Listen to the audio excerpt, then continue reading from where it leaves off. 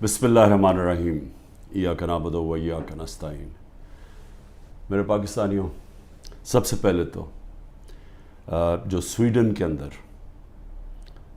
قرآن کی بے حرمتی کی گئی آزادی رائے کے نام کے اوپر میں چاہتا ہوں کہ ایک زندہ قوم جو کہ اپنے دین سے پیار کرتی ہے اور جو اللہ کی کتاب وہ ہمارے دلوں میں اس کی عزت ہے، اور اللہ کے جو ہمارے پیغمبر ہیں نبی صلی اللہ علیہ وسلم ان کی عزت ہے، تو جب اس طرح کی چیز ہوتی ہے تو ہم ایک زندہ قوم کی طرح ایک پرامن طریقے سے ضرور بتائیں، پیغام پہنچائیں کہ ہمیں اس کی تکلیف ہوئی ہے۔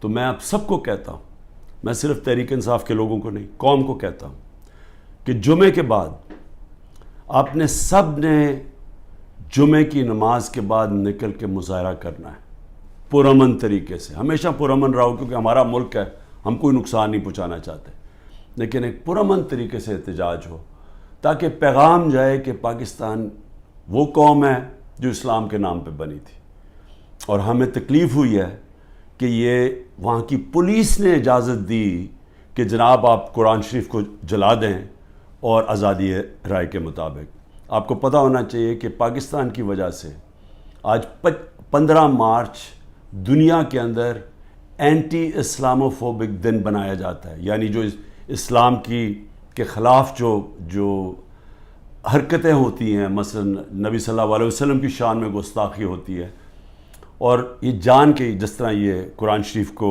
جلایا گیا، اس کو یہ اسلاموفوبیا کے اندر آتا ہے۔ تو ہماری وجہ سے یونائٹڈ نیشنز میں 15 مارچ کو اینٹی اسلاموفوبیا دن بنایا جاتا ہے۔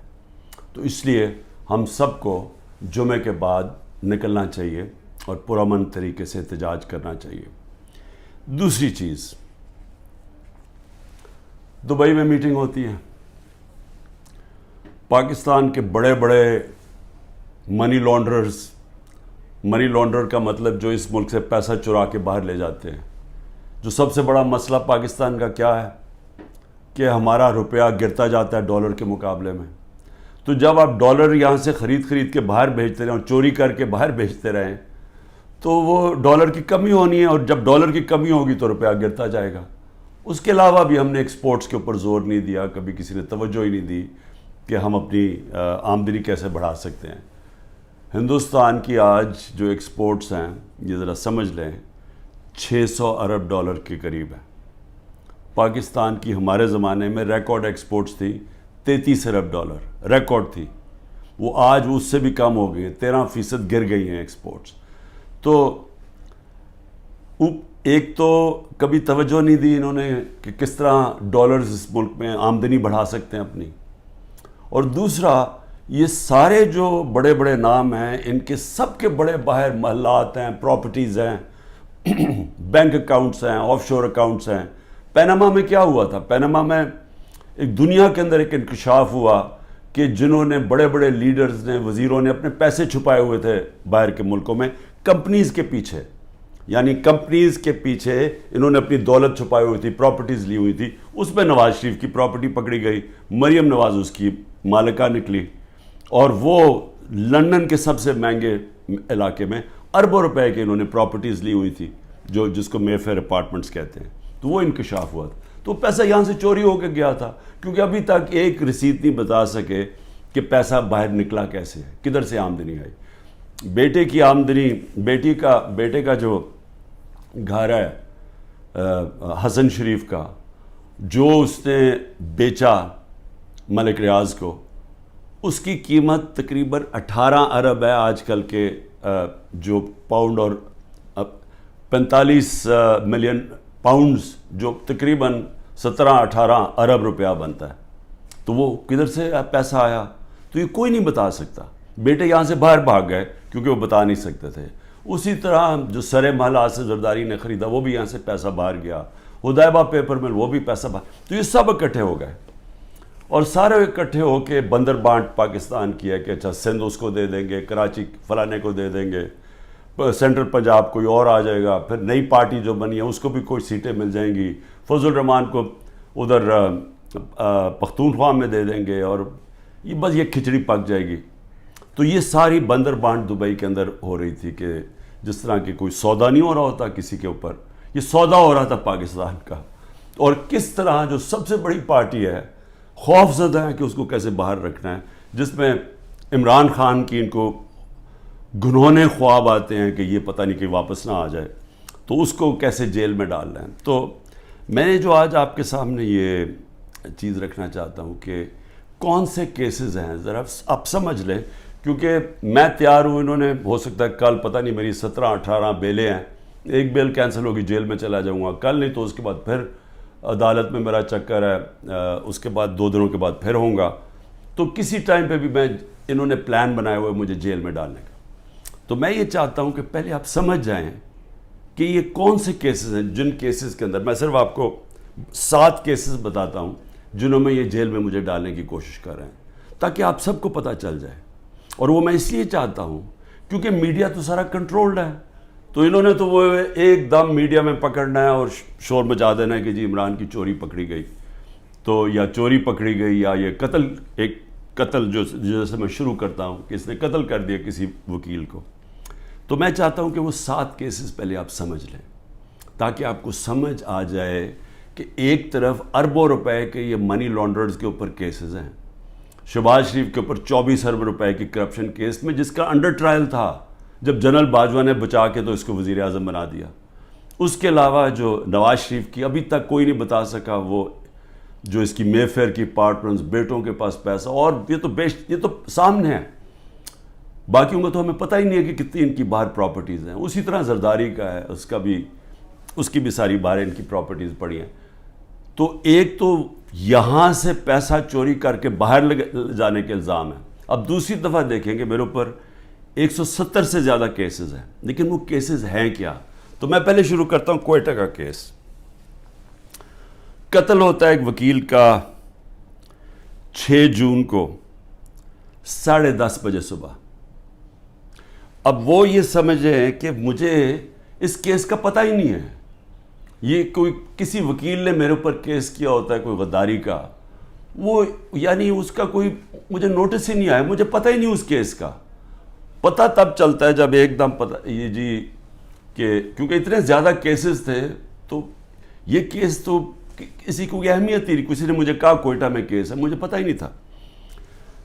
تو اس وکیل کا قتل ہوتا 10:30 بجے، 11:30 بجے پولیس میں رپورٹ ہوتا ہے. 2:22 میں شہباز شریف کا جو مشیر ہوتا ہے وہ سٹیٹمنٹ دیتا ہے کہ عمران خان نے اس وکیل کو قتل کیا. اب یہ سمجھیں کہ صرف قتل میں 10:30 سے اور 2 بجے کے اندر وہ فیصلہ کر لیتے ہیں کہ عمران خان نے قتل کیا. اس کے بعد کیا ہوتا ہے؟ اس کے بیٹے کو اٹھا کے لے جاتی ہے پولیس. اس بیٹے کو 12 گھنٹے سے زیادہ پولیس اپنے پاس رکھتی ہے. وہ اگلے دن جا کے اگلے دن کی دوپہر کو وہ کہتا ہے کہ جی عمران خان اس قتل میں ملوث تھا. لیکن پھر کیا ہوتا ہے؟ اس کی جو بیوی ہوتی ہے، وہ جو دوسری بیوی ہوتی ہے، وہ کہتی ہے کہ فیملی کے لوگوں نے قتل کیا اس کو. وہ ویڈیو اپنی جاری کرتی ہے کہ فیملی کے لوگوں نے قتل کیا. اور پھر دیکھیں سارے کوئٹوں کا پتہ ہے کہ ان کی وہ وکیل کی دشمنیاں تھیں، سب کو پتہ ہے ان کی آپس میں دشمنیاں تھیں. اسی وکیل نے جا کے ہائی کورٹ کو کہا کہ مجھے سبی میں نہ کیسز مجھے دو کیونکہ میری وہاں جان کو خطرہ ہے، میری دشمنی ہے. اور پھر یہ دیکھیں، یہ ذرا آپ غور سے یہ دیکھ لیں، یہ اس کو بڑے قریب سے دیکھ لیں اور اس کے اندر یہ مظاہرے کیا کر رہے ہیں. ان کا قتل ہوتا ہے اور یہ قتل میں کہتے ہیں کہ یہ قتل اس وکیل نے اس کے وکیل کی طرف سے یا انہوں نے کیا، اس کا نام لکھا ہوا ہے کہ وہ اس قتل میں ملوث تھا. تو جب ایک فیملی دشمنی بھی ہوتی ہے، اس سے پہلے ہی وہ پرائم منسٹر کا مشیر کہتا ہے کہ جی عمران خان نے قتل کر دیا، ابھی تفتیش بھی نہیں ہوتی. اور مجھے افسوس سے کہنا پڑتا ہے کہ وہاں ہماری سنا بھی نہیں گیا کوئٹہ ہائی کورٹ میں. خیر وہ اور وجوہات ہیں, اس کی بھی ہمیں وجہ پتہ ہے پیچھے کیا ہے. تو یہ آپ ذرا سنیں. اس کے بعد یہ پہلی دفعہ میرے نام پہ قتل نہیں کیا نام ڈالا جاتا. زبیر نیازی, وہ لطیف کھوسا کے گھر باہر گولیاں چلتی ہیں. زبیر نیازی جو کہ ہمارا لاہور کا سیکرٹری جنرل ہے, اس کے نام پہ وہ آ جاتے جی اس نے گولیاں چلائی ہیں. اور وہ گولیاں کسی آدمی کو کھڑا کرتے ہیں جو کہتا ہے جی مجھے زبیر نیازی نے کوئی پیسے دینے تھے گولیاں چلانے کے لیے. اب لطیف کھوسا ہمارے ساتھ ملٹری کورٹس کے خلاف کیسز کر رہے ہیں, تو وہ کیوں گولیاں چلائے گا اس کے گھر, جو کہ وہی کیس کر رہے ہیں جو ہم کر رہے ہیں سپریم کورٹ میں. اور پھر ضلع شاہ کا جب قتل ہوتا ہے, ضلع شاہ کا جب قتل ہوتا ہے, سب سے پہلے 302 میرے اوپر قتل کا چارج لگا دیتے ہیں. 3 دن تک وہ میرے اوپر 302 لگاتے ہیں قتل کا چارج. پھر کیا ہوتا ہے, اس کا پوسٹ مارٹم ہو جاتا ہے. پوسٹ مارٹم میں پتہ چلتا ہے 26 جگہ اس کے اوپر تشدد ہوا ہوتا ہے. تو اب ظاہر ہے وہ یہ تو نہیں کہہ سکتے تھے کہ عمران خان نے اس کو تشدد کروا کے اپنے کارکن کو مار دیا. تو انہوں نے پھر ایکسیڈنٹ اس کا ڈال دیا. ایکسیڈنٹ میں بھی کہا کہ عمران خان اس کے اندر کوئی اس نے انفارمیشن چھپائی ہے, میرا پھر نام ڈال دیا. میں صرف یہ کہہ رہا ہوں کہ پہلے تو یہ سمجھ جائیں کہ یہ ہے آج کا پاکستان, کہ یہاں کوئی ان کو شرم نہیں آتی اس طرح جھوٹ بولتے ہوئے, اس طرح کے کیسز بناتے ہوئے. ان کو کوئی شرم نہیں ہے کہ ساری قوم کو پتہ ہے کہ جھوٹ بول رہے ہیں. یعنی کون نہیں جانتا کہ یہ جو انہوں نے کیا ہے, سارا کوئٹہ کو پتہ ہے کہ یہ اس کے اندر عمران خان کا کوئی تعلق نہیں تھا. کیوں؟ میرا تعلق 150 کیسز تھا, مجھے کیا نہیں, اور بھی کوئی وکیلوں کو میں مرواؤں گا. اور وہ کیس جس کی اہمیت ہی نہیں تھی, سب کو پتہ ہے جھوٹ بول رہے ہیں, لیکن ان کو کوئی شرم نہیں ہے. یہ سر پیر سے اتار بیٹھے ہیں. انٹرسٹ صرف یہ کہ کسی طرح عمران خان کو جیل میں ڈالنا ہے. اب میں ذرا, یہ پہلا کیس ہے, آگے چلیں. آگے کیس ہوتا ہے جی 9 مئی کا. اب 9 مئی کو کیا ہوتا ہے, یہ ذرا غور سے سنیں. 9 مئی کو ہوتا کیا ہے, جو مظلوم ہوتا ہے یعنی جس پہ ظلم ہوتا ہے, اسی کے اوپر اس کو مجھے جب اندر جیل میں ڈالتے ہیں تو میرے اوپر کیسز کی بارش ہو جاتی ہے. 9 مئی کے بعد میرے اوپر 25 کیس ہو گئے ہیں. جدھر بھی کیس ہوتا ہے کہتے جی عمران خان کی ایمان, میرے کہنے پہ یہ ہوا ہے. کہیں کسی نے کچھ کیا ہو یا جو بھی کسی کے اوپر الزام لگایا ہو 9 مئی کے بعد عمران خان کے کہنے پہ ہوا. عمران خان جیل میں بند تھا, اور جو ظلم ہوا ہے وہ عمران خان سے ہوا ہے. میں بیٹھا ہوا ہوں رجسٹری آفس ہائی کورٹ اسلام آباد میں, میرے پاس بیل تھی, مجھے کسی صورت وہاں کوئی پکڑ نہیں سکتا تھا. صرف پولیس نہیں آئی, رینجرز کمانڈوز آئے مجھے اٹھانے کے لیے.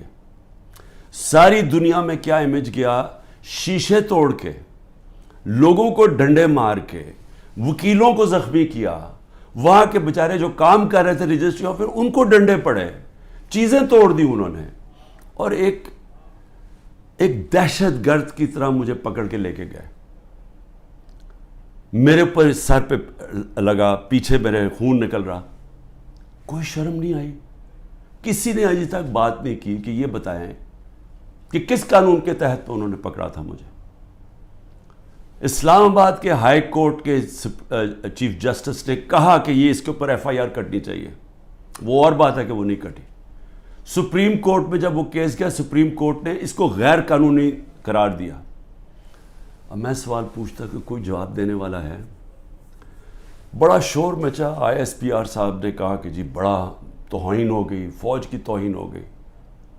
پہلے مجھے بتائیں کہ کسی اور کی بھی عزت ہے اس ملک میں, کہ ایک آدمی 50 سال سے دنیا مجھے جانتی ہے, کرکٹ کی وجہ سے جانتی تھی دنیا, سب کو پتہ ہے میرا. کسی اور پاکستانی کو دنیا نہیں جانتی جو آج مجھے جانتی. ساری دنیا کے اندر وہ خبریں گئی. وہ دکھایا مجھے جس طرح پکڑ کے لے کے جا رہے ہیں کہ جس طرح کوئی پتہ نہیں کوئی مجرم ہے, دہشت گرد ہے. پھر کہا جی کرپشن کیس پہ لے کے جا رہے ہیں. وہ کرپشن کیس کے اوپر بھی میں آنے لگا ہوں. اور لوگوں کو جو اس طرح ڈنڈے مارے انہوں نے, کوئی پوچھنے والا نہیں ہے, کیونکہ وہ طاقتور ہے, وہ سب کچھ کر سکتا ہے. جو مظلوم ہے, جن سے ظلم ہوا, اس کو ہی پکڑ کے اسی کے اوپر کیسز کرنے شروع کر دیے. جیل میں باندھا اور کیسز شروع ہو گئے کہ جی اس کی ایما کے اوپر یہ ہوا ہے تو اس کی وجہ سے یہ ہوا ہے. اور جی کوئی ملٹری کورٹ صاحب پتہ چلیں گے کہ جو بتائیں گے اصل میں کتنا بڑا وہ غداری کر رہا تھا عمران خان قوم کے ساتھ. میں ذرا آگے چلوں. کسی نے آج تک بات نہیں کی, اور میں یہ خاص طور پہ اپنی آج قوم کو بتانا چاہتا ہوں کہ کیوں میں آپ کو کہتا ہوں حقیقی آزادی کی یہ جہاد ہے. یہ پولیٹکس نہیں ہے, یہ جہاد ہے. ہم غلام ہیں. غلاموں کے کوئی حقوق نہیں ہوتے. جس طرح میرے کوئی حقوق نہیں تھے, میں یعنی سب سے بڑی ملک کی پارٹی کا ہیڈ, جس کو جس طرح اٹھایا انہوں نے, جو کیا, جس طرح ہم کوئی کمی ہے اس ملک کے. اب 25 لوگوں کو گولیاں لگیں, جو مرے, جو شہید ہوئے, ابھی تک 9 لوگ غائب ہیں. جو پولیس نے یا دھمکیاں دی یا کچھ کیا وہ انڈر گراؤنڈ گئے ہوئے ہیں, وہ بتا نہیں رہے. مسنگ ہیں 9 لوگ. 16 لوگ ہمارے پاس پتہ ہے جن کو گولیاں, 69 لوگوں کو گولیاں ماری اور ان کو شہید کیا گیا. فرانس کے اندر ایک لڑکے کو پولیس نے 16 سال کے لڑکے کو گولی ماری, ایک لڑکے کو. ابھی تک فرانس جل رہا ہے. 1000 سے زیادہ بلڈنگز جل گئی ہیں, گاڑیاں جل گئی ہیں. مشکل نیشنل کرائسس آ گیا ہے. معافی مانگ رہی ہے پولیس کے, جی بڑی غلطی ہوگی, اس کے خلاف ایکشن لیا جائے گا. آزاد لوگ ہیں, آزاد لوگوں کے حقوق ہوتے ہیں. لوگ نکلیں اپنی آزادی کے لیے کہ کیسے جرأت پڑی پولیس کو گولی مارنے کی. یہاں 16 لوگوں کا آج تک ٹی وی پہ نام ہی نہیں لیا جا رہا. سب نہتے تھے. ابھی مجھے ملنے آیا ان کے 2 بچے, ایک چھوٹے بچے جس کے باپ کو گولی مار دی. وہ دبئی سے کام کر رہے, وہ ایسی مظاہرے کے اندر کھڑا ہوا تھا, گولی چلا دی وہاں. میں سمجھتا تھا 2 لوگوں کی ٹانگیں ضائع ہوئی ہیں, 3 لوگوں کی ٹانگیں ضائع ہوئی ہیں. ایک پیرالائز ہوا ہے جس کی کمر میں گولی لگی ہے. کوئی انکوائری ہوئی ہے کیا یہ انسان تھے نا, یہ پاکستانی ہے؟ کسی نے پوچھا کہ ان کے گھر میں کیا گزر رہی ہے؟ یہ عام لوگ تھے, ان کے بیوی بچے تھے, ماں باپ تھے. کوئی بات ہی نہیں کر رہا. جی بلڈنگ جل گئی. بلڈنگز بھی جب جلیں تو کیا اس کے اوپر انڈیپینڈنٹ انویسٹیگیشن نہیں ہونی چاہیے تھی؟ ہمارے پاس ثبوت ہے. میں اس لیے کہتا ہوں اوپن عدالت کے اندر ٹیلی وائز مجھے سامنے لایا جائے. میرے پاس اب ثبوت آ گئے ہیں. میں یہ ثابت کروں گا کہ یہ سارا پری پلان تھا. یہ مجھے جس طرح وہاں سے اٹھایا ہے یہ بھی پری پلان تھا تاکہ ایک اشتعال ملے. اور اس کے بعد پھر جو لوگوں کا ری ایکشن آیا اس کا فائدہ اٹھاتے ہوئے پارٹی کو کرش کرنے کی کوشش کی گئی ہے. کیونکہ پارٹی دب نہیں رہی تھی. جب سے مجھے ہٹایا کوشش کر رہے ہیں 25 مئی کو, جی بگر کراؤڈ ہے, مارو ڈنڈے مارو, یہ ڈر کے پیچھے ہٹ جائیں گے. وہ پارٹی اوپر ہی آتی گئی. بائی الیکشن 30-37 میں سے جیت گئی. اوپینین پولز میں اور اوپر چلی گئی. راجن پور کے الیکشن میں پورا زور لگایا, 40,000 سے گورنمنٹ کا کینڈیڈیٹ ہار گیا. اس کے بعد اس سے پہلے مجھے قتل کرنے کی کوشش کی, دوسری دفعہ قتل کرنے کی کوشش کی. اور اب یہ پلان فائنل بنا کہ جی ان کو اب بالکل ختم کرو پارٹی کو, کہ جی انہوں نے ایک ادارے کی بے حرمتی کر دی. اور اس کو بیس بنا کے سارے ہمارے ہیومن رائٹس ختم ہو گئے ہیں. سب کو جس کو مرضی پکڑو, پولیس پھر رہی ہے جسے مرضی پکڑے. جی آپ کا وہ اس میں نام آ گیا وہ جیو فینسنگ میں, اس لیے جناب وہ اچھا اتنے پیسے دے دو, 15 لاکھ سے شروع ہوتے ہیں, 10 لاکھ, اچھا پیسے دے دو تو ہم آپ کو چھوڑ دیتے. پولیس پیسے بنا رہی ہے. ہر جگہ لوگوں کو پکڑ رہے ہیں. اب جدھر نام لوگوں کے گھروں میں گھس رہے ہیں, گھر توڑ رہے ہیں, گھر لوٹ رہے ہیں, بچے پکڑ کے لے گئے ہیں. عورتوں کو نہیں بخشا. کبھی میں نے یہ دن نہیں دیکھ رہے تھے کہ عورتوں کو نہیں بخشا. اس ملک کے اندر کبھی یہ نہیں دیکھا تھا کہ اتنا نیچے گورنمنٹ گرے گی. مجھے لوگوں نے کہا عمران صاحب آپ نے تو بڑی غلطی کی اپنی گورنمنٹس گرا کے, گورنمنٹس ڈیزالو کر کے. میں نے اپنی گورنمنٹس ڈیزالو آئین کے مطابق کی تھی. میں اپنے سمجھتا تھا کہ ہمارے ملک میں ہمارے سارے وکلا، ہمارے سارے ججز آئین کے ساتھ کھڑے ہو جائیں گے. 90 دن میں الیکشن ہونے تھے. چیف جسٹس اور سپریم کورٹ اناؤنس کرتے ہیں الیکشن 14 مئی کو. گورنمنٹ آئین کی پرواہ نہیں کرتی. اب گورنمنٹ کہتی ہے کہ جی اگر ملٹری کورٹس اگر اس نے خلاف فیصلہ کیا سپریم کورٹ نے تو ہم سپریم کورٹ کے فیصلے نہیں مانیں گے. تو رہ کیا گیا پھر؟ تو رہ تو یہی کیا کہ ڈنڈے سے اب اپنے ساروں کو کنٹرول کرنا ہے. تو مجھے ابھی بھی ہے کہ صرف آزاد اور غلام ملکوں میں دیکھ لیں کہ یہاں کوئی نام ہی نہیں لے رہا وہ بیچارے جو اس ملک کے عام شہری، ان کو گولیاں ماری گئی، نہتے شہریوں کو. اور ادھر دیکھیں ایک آدمی کو پولیس نے گولی ماری. اور فرانس میں دیکھ لیں آزاد قومیں کیا ہوتی ہیں. اس کے بعد آ جائے جی اور کون سے کیسز ہیں. بیوی بشرا بیگم کے اوپر کیس ڈال دیے. کیا ہے جی کہ وہ اس کے گاؤں میں، وہ جو کبھی گاؤں میں گئی بھی نہیں ہے، اس کے گاؤں میں جی 20 سال کے بعد ایک جگہ سڑک بن گئی. اینٹی کرپشن کا کیس اس پہ کر دیا. میری چھوٹی بہن عظمیٰ، اس کے اوپر اینٹی کرپشن مجھے بیچ میں ڈال دیا کہ جی میں جب پرائم منسٹر تھا میں نے اس کو بڑی سستی کوئی زمین دلوا دی ہے یا لوگوں سے قبضہ کر کے.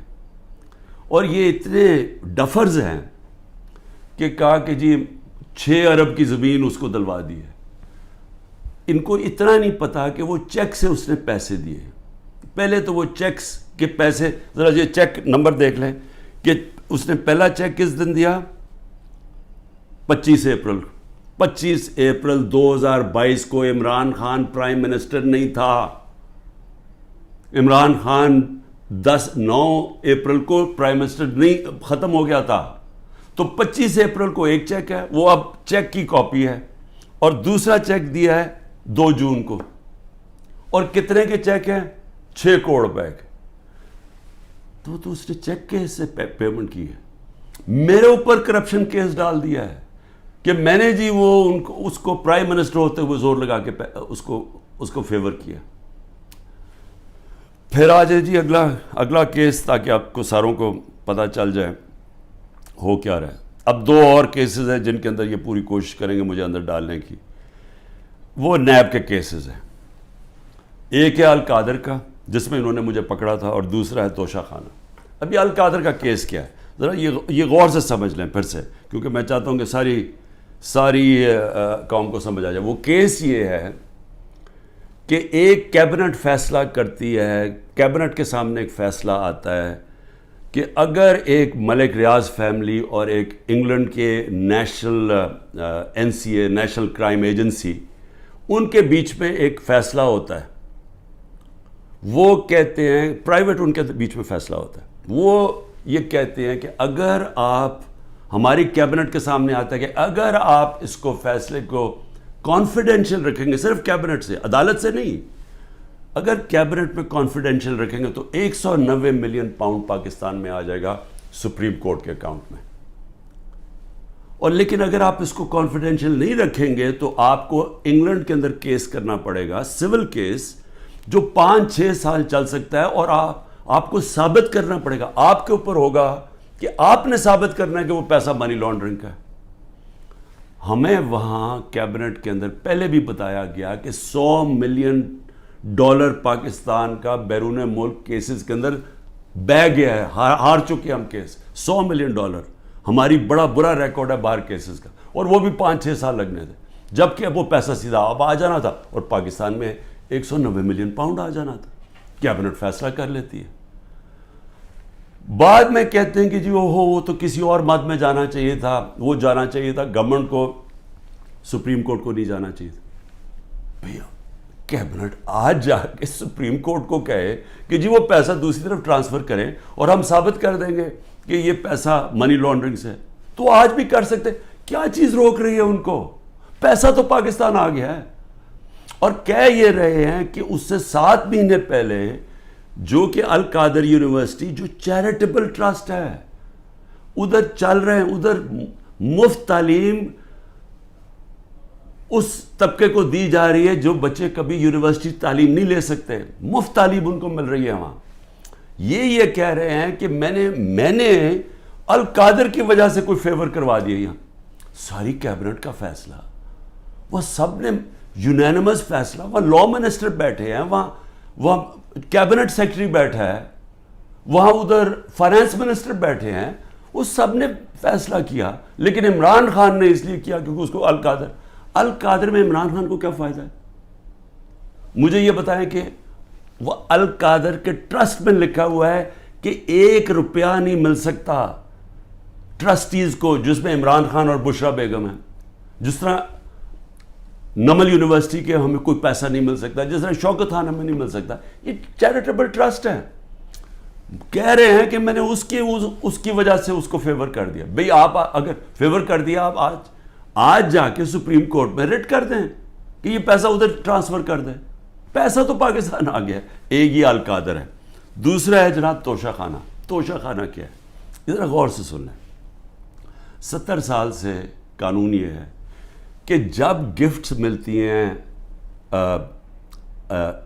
پرائم منسٹر کو, پریزیڈنٹ کو, آرمی چیف کو, منسٹرز کو, جن کو بھی جب گفٹس ملتی ہیں تو وہ کیا ہوتا ہے, وہ سیدھا توشہ خانہ میں جاتی ہیں. توشہ خانہ کے اندر اس کی ویلیو نکالی جاتی ہے. ویلیو کیسے نکالی جاتی ہے؟ وہ ایف بی آر سے علیحدہ ویلیو لیتے ہیں, اور پھر ایک اپریزر ہوتا ہے جو انڈیپینڈنٹ ہوتا ہے, اس سے علیحدہ ویلیو لیتے ہیں. وہ جو ویلیو زیادہ ہوتی ہے وہ آ کے بتاتے ہیں کہ جی آپ نے بتائیں یہ اس کی ویلیو ہے, ان کے زمانے میں 20% دے کے آپ خرید سکتے ہیں اگر آپ رکھنا چاہیں. ہم نے اس کو 20 سے 50% کر دیا کہ آپ 50% دیں, وہ گورنمنٹ کو چلی جاتی ہے اگر آپ رکھنا چاہیں. یہ ہے قانون. میں نے اسی قانون کے مطابق کئی گفٹس لی, کئی میں نے نہیں لی. مجھے یہ بتائیں کہ اس میں نے غلط کام کیا کیا ہے؟ سارا ریکارڈ وہاں پڑا ہوا ہے. جو میں نے گفٹس لی, جو بھی میں نے فیصلہ کیا میں نے بیچ دی ہیں, اس کے اوپر کیپٹل گینز ٹیکس وہ سارا ایف بی آر میں نے ڈکلیئر کیا ہوا ہے. سارا کچھ میرا ڈکلیئرڈ ہے. اس میں نے غلط کام کیا کیا؟ یہ کہہ رہے ہیں کہ جناب وہ اس کی غلط ویلیو دکھا دی. بھئی غلط ویلیو دکھا دی تو ان سے پوچھے جو ویلیو نکال رہے ہیں. میرا تو کام نہیں ہے ویلیو کی. میں تو نہیں جا کے بیچ رہا, میں تو نہیں اسیس کر رہا. مجھے تو جو ہے ایم ایس جو ہوتا ہے ملٹری سیکٹری آپ کا, وہ آپ کو آگے بتاتا ہے کہ جی یہ اپریز ہو کہ یہ آئے ہے اس کے ویلیو, آپ فیصلہ کر لیں آپ نے لینی ہے نہیں. یہ ہوتا ہے اور یہ پہلے سے چلتا آ رہا ہے. بھئی کس نے اس کا ویلیو رکھنا ہے وہ جا کے ان لوگوں سے پوچھے, وہ میرا اس پہ کیا تعلق ہے. یہ ہے توشہ خانہ کا کیس جس پہ کوشش کر رہے ہیں کہ اندر. اچھا, اور کیس کے اندر یہ بھی ذرا سن لیں. ایک توشہ خانہ کا کیس ہے, اس کے اوپر نیب بھی بلا رہی ہے, اس کے اوپر الیکشن کمیشن بھی اس کو اٹھایا ہوا ہے, اور ایف آئی آر بھی کاٹی ہوئی ہے اس کے اوپر. یہ کبھی ہو ہی نہیں سکتا کہ ایک ایشو کے اوپر 3 مختلف جگہ کیسز چل رہے ہوں. تو صرف اور صرف میں اس طرح بتانا چاہتا ہوں کہ یہ جو مذاق ہو رہا ہے میرے ساتھ, اب تک 170 کیس ہو چکے ہیں اور بڑھتے جا رہے ہیں ہر تیسرے دن. لیکن میں جو آخر میں کہنا چاہتا ہوں اپنی قوم سے, دیکھیں جس طرح اب ہم جا رہے ہیں نا, یہاں حکومت نہ کسی آئین کی پرواہ کر رہی ہے, کوئی آئین کی فکر نہیں ان کو. اداروں کو انہوں نے تباہ کر دیا, کیونکہ اداروں کا 1 پوائنٹ ایجنڈا ہے کہ کسی نہ کسی طرح تحریک انصاف کو ختم کیا جائے. کیوں ختم کیا جائے؟ کیونکہ ان کو ڈر لگا ہوا ہے کہ جب الیکشن ہوں گے تو تحریک انصاف جیت جائے گی, اور یہ وہ لوگ جو سمجھتے ہیں ہم نے عمران خان کو ہٹایا اب اس کو ہم نے واپس نہیں آنے دینا. یہ سارا ملک تباہی کی طرف صرف ایک 1 پوائنٹ ایجنڈا پہ جا رہا ہے. اب میں اپنی قوم کو کیا کہنا چاہتا ہوں, دیکھیں ہم نے فیصلہ کرنا ہے کہ کیا ہم نے اب اس خوف کی زنجیروں کے اندر اپنے آپ کو غلام رکھنا ہے. میں نے آپ کو بتا دیا کہ آزاد قوموں کے اندر ایسی چیزیں نہیں ہوتی. کوئی کسی کی جرت نہیں ہوتی آئین کے خلاف جانے کی, کسی کی جرت عدالت کے فیصلوں کے خلاف جانے کی نہیں ہوتی. کوئی کسی کو اس طرح اغوا نہیں کر سکتا جس طرح مجھے اٹھا رہے تھے, جس طرح عمران ریاض کو غائب کر دیا. اب عمران ریاض کا کیا کام تھا مجھے بتائیں, اس کا کیا تعلق ہے جو 9 مئی کو ہوا ہے, اس کو کیوں ابھی تک غائب کیا ہوا ہے؟ یہ صرف اور صرف ظلم کر رہے ہیں, ڈرا رہے ہیں, دھمکا رہے ہیں لوگوں کو غلام بنانے کے لیے کہ ہم یہ خوف کے ان کے خوف کے غلام بن جائیں. میں اپنی آج قوم کو کہنا چاہتا ہوں کہ دیکھیں آپ کو یہ, اب میں اپنی ٹیم جو میرے لوگ ابھی چھپے بھی ہوئے ہیں سارے انڈر گراؤنڈ میں, میں سب کو اب کہنا چاہتا ہوں کہ دیکھیں وقت آ گیا، یہ لوگوں کے گھروں کے اندر گھس کے جو گھر کی عورتوں سے کر رہے ہیں، بچے اٹھا کے لے جاتے ہیں، گھر توڑ دیتے ہیں، گھر لوٹ لیتے ہیں، یہ ہزاروں گھروں سے کر رہے ہیں، پختونخوا کے اندر گاڑیاں اٹھا کے لے جاتے ہیں، جو بھی پی ٹی آئی کا ملے، رشتہ دار ملے، کوئی بھی، میں ساری قوم کو کہہ رہا ہوں کہ کیا آپ یہ برداشت کرنے کے لیے تیار ہیں؟ کیونکہ یہ آج ہمارے سے ہو رہا ہے، یہ سب سے ہوگا۔ جب پولیس سے آپ غلط کام کرواتے ہیں اور پولیس کو چھوڑا ہوا ہے کہ وہ کسی کو بھی کہہ کہ جی تمہارا جیو فینسنگ میں نام آیا اتنے پیسے دے دو، اگر آپ پولیس فورس بھی تباہ کر رہے ہیں، ادارے سارے تباہ ہو گئے ہیں۔ یہ جو نیب ہے، کیا نیب کی اہمیت رہ گئی ہے کہ اتنے بڑے ڈاکو ان سارے کے کیسز معاف کر دیے ہیں؟ جو 3 گاڑیاں آصف زرداری نے چوری کی ہیں توشہ خانہ سے، 1 گاڑی نواز شریف نے چوری کی ہے، 1 مریم نواز نے چوری کی ہے، ان کو کوئی پوچھ نہیں رہا، اور آ کے کہہ رہے ہیں جی کہ توشہ خانہ سے یہ آپ نے جو لیگلی کام کیا ہے کہ جی وہ ویلیویشن نہیں ہوئی، بھئی وہ ان سے پوچھے جنہوں نے ویلیو کرنا تھا، وہ میرا اس سے کیا تعلق ہے؟ لیکن مقصد انصاف کا نہیں ہے، مقصد ظلم کرنے کا ہے۔ اور میں قوم کو اب کہتا ہوں، اب یہ بھیڑ بکریوں بن کے رہنے کا وقت چلا گیا ہے۔ میں آپ کو کہہ رہا ہوں، میں تیار ہوں، میں کل جا رہا ہوں، پتہ نہیں کتنے میرے 19 بیلیں لگی ہوئی ہیں، کسی میں اندر ڈال سکتے ہیں، میں تیار ہوں سب کے لیے، میں ہر چیز کے لیے تیار ہوں، لیکن میں یہ ظلم کا نظام برداشت کرنے کے لیے تیار نہیں ہوں، میں یہ بھیڑ بکریوں بن کے اپنی زندگی گزارنے کے لیے تیار نہیں ہوں۔ میں یہ سمجھتا ہوں کہ یہ قوم کے لیے وقت آ گیا ہے، آپ سب فیصلہ کر لیں کہ کس طرح کا پاکستان آپ چاہتے ہیں۔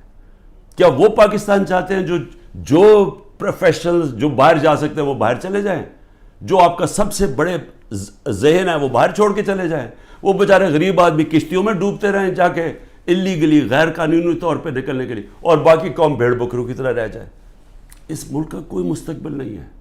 وہ مجھے افسوس سے کہنا پڑتا ہے کہ وہ ساتھ ہمارا ملک جس تیزی سے آگے جا رہا ہے اور جس تیزی سے اس میں اور ہمارے میں فاصلے بڑھتے جا رہے ہیں، یعنی ہر طرح وہ آگے نکل گئے ہیں، ہمیں سوچنا چاہیے کہ اگر ہم اسی طرح چلتے رہے اور یہ چوروں کے نیچے ہے، اگر یہ بندر بانٹ کر رہے ہیں کہ جی ملک ہم بھیڑ بکری ہیں، جی آپ ادھر وہ لے لو، وہ سندھ لے لے، وہ کراچی لے لے، وہ یہ لے لے، وہ پختونخوا لے لے آپس میں، اور ہم جس طرح کے بھیڑوں کی طرح کبھی ادھر سے، کوئی مستقبل نہیں ہے اس کا۔ اور اس لیے میں اپنی اب سب لوگوں کو کہہ رہا ہوں، تیاری کریں، آپ پرامن احتجاج ہمارا حق ہے۔ پہلے تو جمعے کو نکلے نا، جو انہوں نے کیا ہے، جو پتہ چلے کہ یہ زندہ قوم ہے، کم از کم ہماری آواز نکلنی چاہیے، اور پرامن، میں ہمیشہ کہتا ہوں پرامن رہے۔ میں نے کبھی اپنے 27 سال میں کبھی انتشار کی بات نہیں، کیونکہ یہ میرا ملک ہے، توڑ پھوڑ کریں گے میرے ملک کو نقصان ہوگا۔ میں نے ان چوروں کی طرح باہر تو نہیں ہے میری کوئی پراپرٹیز، میں نے تو نہیں باہر بھاگنا۔ انہوں نے تو ابھی میں آپ کو کہہ رہا ہوں کہ جب انہوں نے الیکشن اناؤنس ہی ہوا، انہوں میں سے لوگوں نے باہر بھاگنا شروع کر دینا، کیونکہ ان کو پتہ ہے کہ ان کا جو انہوں نے کیا اس ملک کے ساتھ، ان کو پتہ ہے کہ قوم نے ان کو بخشنا نہیں ہے، انہوں نے بھاگنا ہے باہر۔ اس لیے اپنی قوم کو میں کہہ رہا ہوں کہ آپ کے پاس اب 2 راستے ہیں، غلامی کے اور حقیقی آزادی کے۔ لا الہ الا اللہ، کوئی نہیں ہے خدا اللہ کے سوا۔ ہم کسی ظالم کے سامنے اور یہ ظلم کا نظام اور یہ خوف کے سامنے ہم جھکنے والے نہیں ہیں۔